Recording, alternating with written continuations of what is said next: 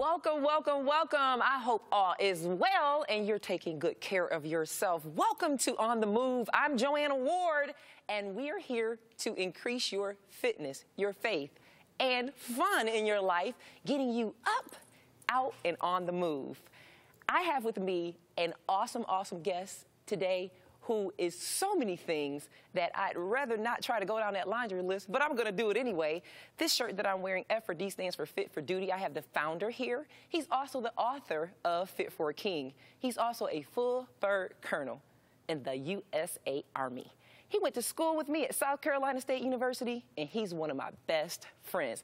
I would like you all to give a big hand welcome to my friend and buddy, founder of Fit for Duty, Thomas Hundley. Hello, hello, JoAnna. Oh, so good to see you. You too, you too. Just so you guys know, boot camp.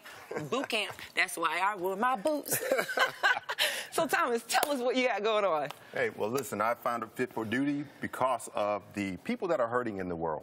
I believe God has called me to be that catalyst to change the lives of young men and women and just teach them about resiliency the way our grandparents and great-grandparents taught us. So that's what I founded Fit for Duty, and it all starts with fitness in the morning. Okay. And that's what we do using Army standards. Okay, Army standards. Army standards. That's what Fit for Duty does. Okay. That's exactly what it does. Resiliency. You guys ever heard that word before? Thomas, tell us about resiliency. Resiliency is being able to make it through challenging times. Oh. Now, the God that I serve is not opposed to suffering or struggle. Right. So that's what we have to do. We have to teach these young kids how to go through challenges and struggling and manage stress. And that's what Fit for Duty does. It challenges a young student, a young teen to actually go through something tough and make it through and survive. So that's resiliency. Okay, so that would actually translate into fitness, because that's what people are missing, is the ability to go through the soreness and the toughness and the fact my heart rate is up and I feel exhausted and I just don't feel like it. I just don't want to. I don't like doing at work. So we need some resiliency training. So, Thomas, you're also the author of Fit for a King, where you talk about nutrition and you talk about dedication and devotionals to God. So you give some recommended exercise, which you're going to show us today. Yes, yes, indeed. Fit for the King it started with the church. Me going to church and seeing that the church is just like the world. Right. And we're supposed to be different from the world, but it's just like the world when it comes to obesity. So God said, I need for you to bring what you do in fitness to the church so that the body of Christ can be one and be whole. Okay. So that's where it starts. And it starts with simple things. Again, the Army likes to keep it simple, stupid. And so that's what we do. I've known the Army 27 years. Did you say keep it simple? Keep it simple, stupid, which is KISS, which I'm going to do to you after we finish this. But KISS, K-I-S. Well, you ain't got to wait. Go ahead and put me one right here. You ain't got to wait. Right now.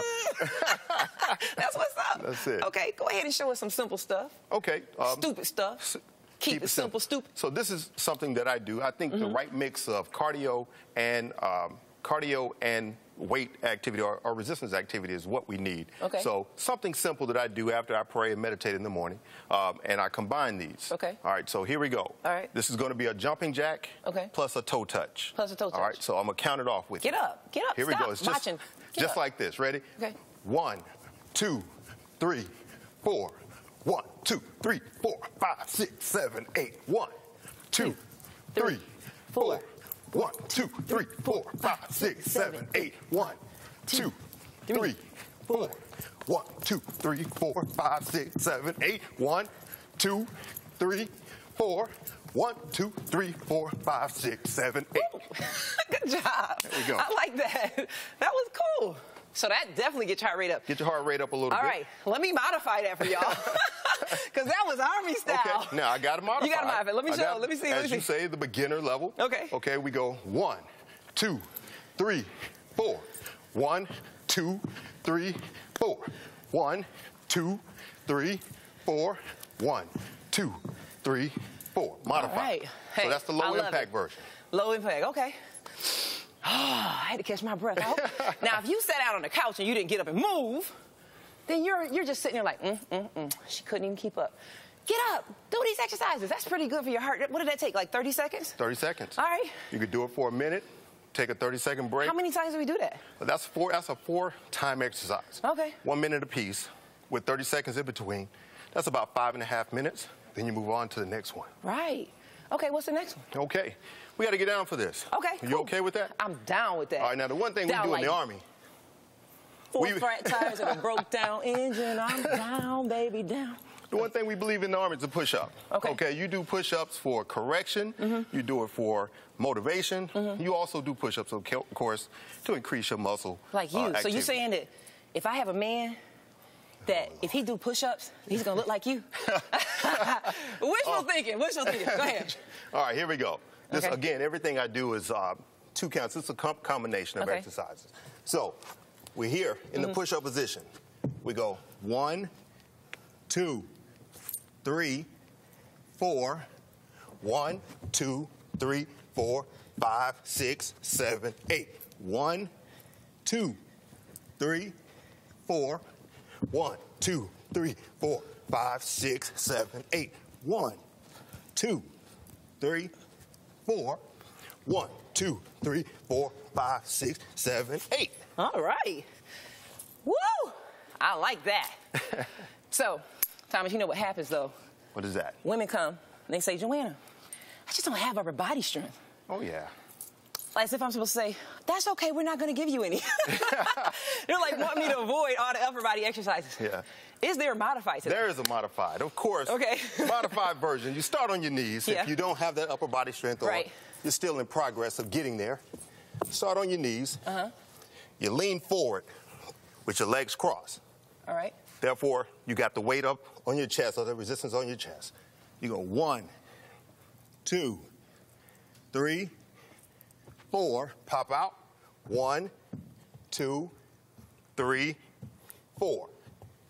1, 2, 3, 4. 1, just a tap. 2, 3, and 4. Okay. Modified version. Did you guys try that? You can do that. That is simple. 1 minute apiece, 30-second break. You've just knocked out 10 minutes of exercise, and you can go on about your day. So what did that work? Got our heart rate up? Got your heart rate up, so you got the right amount of resistance for muscular activity and also cardio. Right. So now it's not about, with this, it's about getting yourself together, getting your mind right, getting your fitness level together. You will find out that when you start your day with exercise, the rest of your day is easy. Right. It's a lot easier with it than it is without it. Absolutely. So, hey, start small, finish big. You got this. Thanks, Thomas. All right. I think those are some awesome exercises. We're just going to stay on the floor. Okay. I'm in Fit for Duty, too. I'm like the only female in Fit for Duty because go figure, why would I do that? It's because of my brains, not my... Come on, we're going to sit down, Thomas. I'll show you some ab master work. Yeah, okay, good. We're going to go back to back. Back to back. Kind of like an angle so that the audience. Now, if you don't have anybody at home, you can chill like this. You can just get across, get against your couch or whatever you want to do. But what we're going to do, Thomas, is you're going to lean to, I'm going to lean to my right, and you're going to lean to your left, and we're going to lay back and just come back up. Okay. All right. Bring your hands up, across your chest. Ready? Go. No, go that way. Oh, we're going this way? way? Go down. Okay. Now come up. Switch. Oh. Come on, come up. Okay. We got this. Oh. Oh, lean with it. There it is again. Rock with it. We dancing lean now. with it. Rock with it. So if you had a weight, you can put that weight here, pull it back up, weight here, pull it back up. Let's do 2 more, Thomas. And lean back. Lean on me. All right. When you're not strong, I'll be your friend. I'll help you carry on. All right. Let's take it this way. All right. All right. So this is also for your lower. That was just something to do fun, buddy. I like doing buddy exercises because it's just so much funner that way. And it inspires you, it motivates you, holds you accountable for what you need to do. What we're going to do now is we're going to hold ourselves here, just like so. And Thomas, all we're going to do is we're going to pedal in the air. Pedal in the air. Now, this is lower abs, quads, hamstrings. We're just pedaling in the air, pedaling in the air. All right. And we're going to do 5 more of these. 4, 3, 2, and we're going to relax. Take a deep breath, and we're going to do it again. Hands up. 1, 2, 3, 4, 5, 6, 7, 8, 9, and relax. Now, what am I doing? I'm using my boots. I don't do boot camp like they do boot camp, but I do something called boot camp. And since I knew he was coming, and I knew this about the Army, I'm like, my boots can be used as weights on my legs while I'm walking, while I'm doing these lower ab exercises. So, yeah, I don't do like the rugged, dirty boot camp. Get my nails dirty, can't afford that, but you can use your boots. So what we're gonna do is one more lower ab exercise since we're already down on the floor. You can't get on the floor, but we have something for you to do in the chair. All you gotta do is check out our website. But for our last exercise, what Thomas and I are gonna do is we're gonna come here on our elbows instead of our hands this time.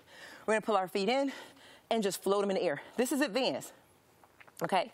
We're gonna pull them in and we're gonna float, that's advanced. Beginner people, you're gonna take them down and in, just like so. So Thomas and I are gonna do 5 in air. 5, pull it in, 4, pull, 3 more, pull, 2, pull, and 1, and pull it back in. Let's do 5 beginners. Okay, before we leave. let's do it. Down and up, down. You can do this. Come on, you can get on the move with this. You can lay across your couch and do this. But what this is gonna do is gonna attack that pudge, you see? The fat goes everywhere in your body that you can't get to. And most people during the day, it's not gonna work this little pudge area below the belly button. So this does that for you. Let's do 5 more. 4, I'm sweating again. 3 more. You sweat easy. 2, and 1. Awesome sauce. Thank you, Thomas. I appreciate you coming. You the man. Thank you for having me. And I'm just, one of the members of Fit for Duty. Hey, you guys, with God, all things are possible. You can get on the move. Don't sit there, don't stare, don't look back, look forward. Get up, get out, and take control of your faith first. Because you are more than just flesh. This is more than just losing weight, getting in shape to prove a point so that you look better to other people, but how you're actually better on the inside. And that can change way before you're outside. You can change who you are on the inside, the way you see yourself, the way you see other people, and even the way you see your situation.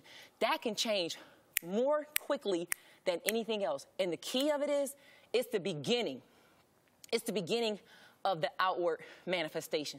So if you need some of these exercises, you need encouragement, make sure you go to our website, make sure you visit us. We're going to keep showing you these exercises, not because we want you to be like an Iron Man, not because we want you to be a full bird colonel, not because we want you to be like me, but we want you to be the best you can be. And it starts with the body that God gave you that actually represents the temple where he lives, where he dwells. This body manifests. It manifests every action and activity you plan to do from the day you're born until the day that you die. So treat it like the valuable commodity that it is, the irreplaceable vessel that it is. I really appreciate you guys joining me. I appreciate you, Thomas. Hey, get up, you guys, and get on the move. Hallelujah! Oh, glory! Hallelujah!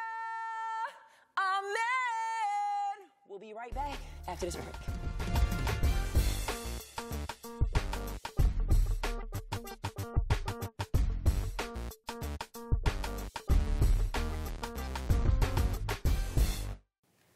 Welcome back to On the Move with JoAnna Ward. I am back with Thomas Hundley, and we are all cleaned up, sweat-free. We're back here, and Thomas is going to tell us more about Fit for the King. He's going to tell us more about being fit for duty, whatever it is that you have going on, and how he became a full bird colonel in the United States Army. Welcome back, Thomas Hundley. Thank you, JoAnna. Thanks for having me once again. Hey, I really enjoyed those boot camp moves that you did. Oh, well, thank you very much. And the boots really, set it off. It makes me look like I'm actually hardcore, but I'm really not, hardcore. No, I was on Survivor and everything, but, I didn't eat bugs, and I'm just not one of those mud runner girls. You know how they do the mud runners, and you go and get all the mud? I don't do all that. Well, we all strive to look like you. Let me just say that. You look great, as always. By the grace of God. I'm fearfully and wonderfully made. So, Thomas, tell us about how you got started. I mean, how do you go from, just being a regular person into meeting that status at your age, at such a young age, of being a full bird colonel, being the founder of Fit for Duty, where you have personnel who are top-notch in their field all over the United States, and then taking time to even pen a book about being fit for a king? That's some really heavy stuff you have going on here. So tell us about how that all got started. I guess it starts with my mom. My mother, Fanny Loper, raised me single parent. My father who was in the military. They divorced, and he went on to do other things. So she took me around my great-grandfather. My great-grandfather was that male in my life, and he taught me a lot of things. He was a minister himself, had a 5th grade education, but was wise, so wise beyond his years. So he started planting things in me at an early age that I did not even understand. I was too young to comprehend. But now they come back to me now. So the voice that I hear as my conscience is always his voice. I mean, he just planted so much wisdom in me, and he was the first one to tell me that I had something special. He told me at an early age, so you're different from everyone else. You're special. You're gonna do great things. And it could have been him prophesying. Right. But it was that seed that planted in me, and I just started carrying myself as being different. And, you know, being different takes some courage. It does. You know, you have to be courageous to be different than anyone else, and embrace that and not go along with the status quo. And so, you know, it started there. And I realized that, you know, that I saw some intellect that I needed to attain. And, you know, God sends us through all kind of experiences. Right. But it's those experiences that make us who we are. It toughens us and strengthens us for what's to come, which is the reason and the passion behind what I do with Fit for Duty. My father wasn't there. Now, I realized that it caused a lot of anger inside of me, you know, at an early age. Didn't know why. What was that? What was it? Was it resentment because he wasn't there, or he could have been there more? Where was the anger? Like, he didn't do anything but be absent, right? He didn't like do anything to you, did he? He didn't do anything to me. But just the absent made you frustrated.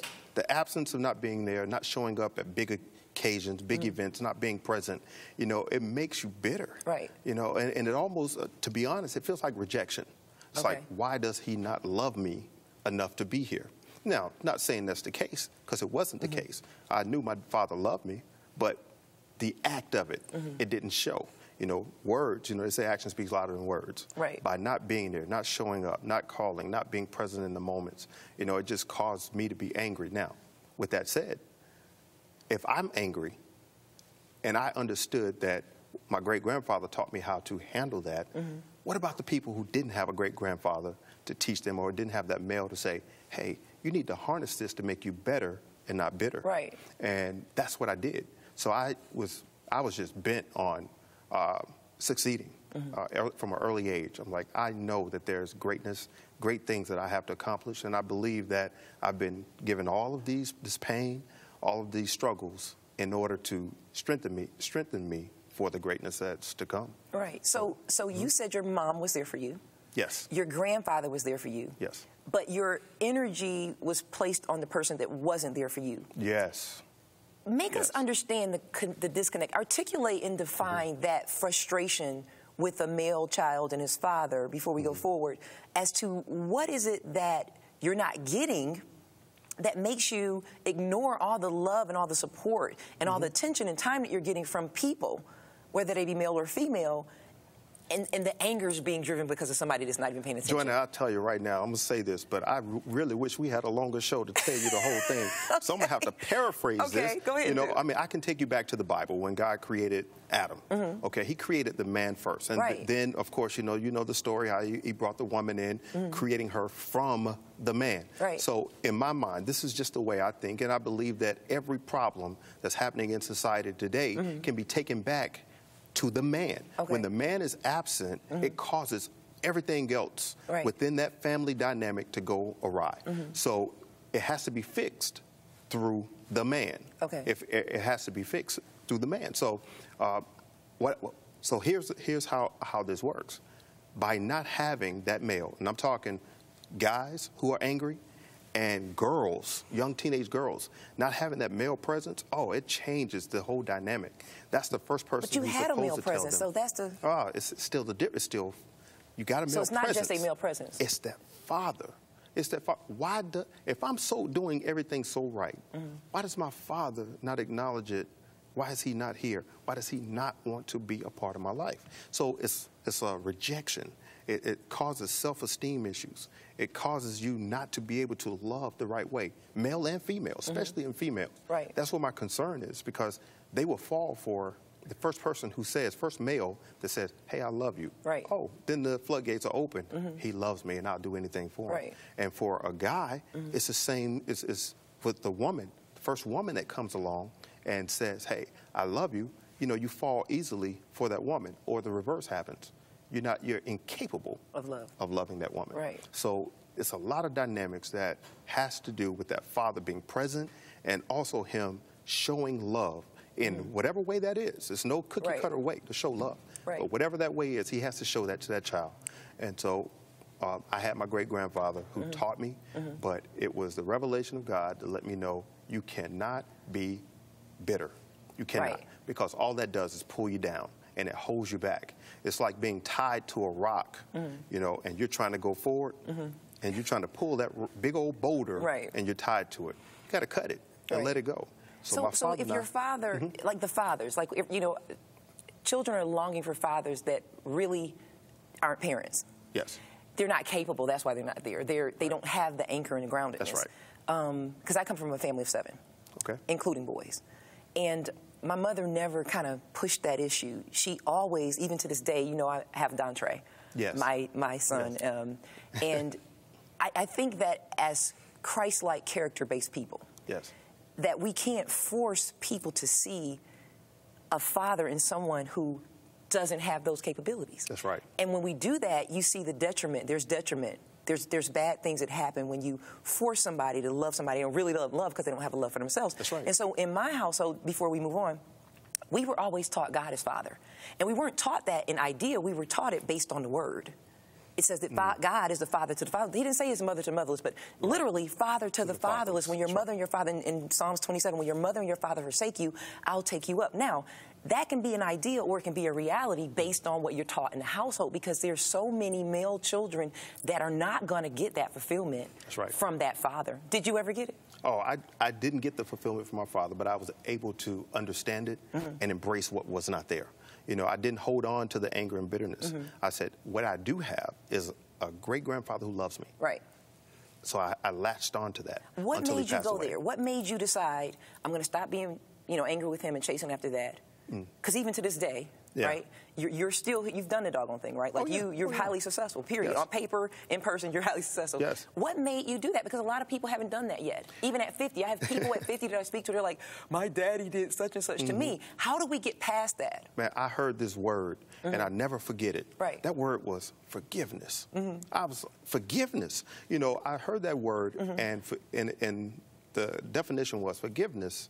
It's not for the other person. Right. It's for you. You know, until you're able to release that, you're never going to move forward. Right. And it was when I was able to release that anger and bitterness from my father. And trust me, my father and I have one of the best relationships ever now. Right. You know, even though, you know, he lives in Washington, but man, we're close. Take me there. We're close. 15 years old. I don't want to forgive my father right now. I am watching this show. My mom has me sitting here, and you're a colonel, and you're a man now. You were a little boy. You didn't, you know, you take me to that place of how in the world do I forgive? I don't want to forgive. He has done this, and he keeps doing it. Yeah. He just told me on Saturday he was coming in today to pick me up. Yes. I'm graduating this year. He hasn't given me any money towards my graduation fees. How do I forgive? What do you mean by that? How do I go there? Take me to that place where you decided you were not going to carry that load anymore. Well, I'm going to take you there, but let me just say that's the reason and the passion behind what I do now with Fit for Duty. Started this program where it's a group of guys and girls who are just spiritually gifted. Right. So a group of us is 12. And what we do is we go out and go to the communities and help these young kids because there are a lot of them out there. A lot of them. Because most of their fathers are absent or either in prison or whatever. And there are a lot of them out there and they're angry. And so we try to help them first identify their anger. Then here's the thing, accept what they can't change. You know, you can, I heard, here's a saying that my great-grandfather would say, you know, you can't put in people what God intentionally left out. So if they're not a parent already, there's nothing you can do, say, or act out to change them and make them a great parent, period. But your society says, hey, if the father was in the household, or if his dad was there, not even taking consideration, what about just a quality parent? And you're planting seeds in this child's life saying, you're not going to ever do right because you're, you see, so we're Fit for Duty is extremely important because one thing they do teach is love. That's it. And you know, I've heard you say that their kids are saying, how can you tell me how to love when I've never experienced love? This is an extremely important program. It is. You know, because you have kids and they're talking like I'm talking, right? Yes, they are. And they're saying, I've never had love. Yes. What is love? Every time I reach for love, it hurt me. Yeah, that's the part that breaks me down when I go out and we talk to these kids in the Job Corps and in Boys and Girls Club Right. and in churches even, when they say, no one has ever told me that they love me. Oh, that breaks me down. Right. You know, and so Fit for Duty is founded on love. That's what the Bible's founded on. That's what the greatest command. We're founded on nothing but love. So Right. if you're going to get anything from Fit for Duty, you're going to definitely get a dose But of does love. that mean you're going to hold my hand and kiss me on the cheek? Like the love, the core value of agape love, that pure, genuine, I can't get anything from you, you can't get anything from me, I just love you because you're you. I love the Lord God with all my heart and all my mind, all my soul, and I'm learning to love my neighbors, myself. And it has to start back with God. Yes. We're about out of time. Thank you so much. We got to bring you back so we can finish and actually talk about Fit for Duty. But listen, Jesus answers this question when he's standing with the disciples. They say, hey, what is the biggest deal going on right now? And Jesus says this: love the Lord God with all your heart, all your mind, all your soul. And from there, you learn to love your neighbor. How? As yourself. That's right. It's going to start with love, but it's not a hold my hand, take me to the movies, kiss me on the cheek love. It is an agape love that you start with the Creator that created you out of love. I'm JoAnna Ward. I've been sitting here with you guys with Thomas Hundley from Fit for Duty. We're going to have him back because we need to get to the bottom of the hurt that helps and the hurt that harms. And God is always, even when it hurts, it's going to help you. So remember, love the Lord God with all your heart and all your mind and all your soul. You're on the move with JoAnna Ward.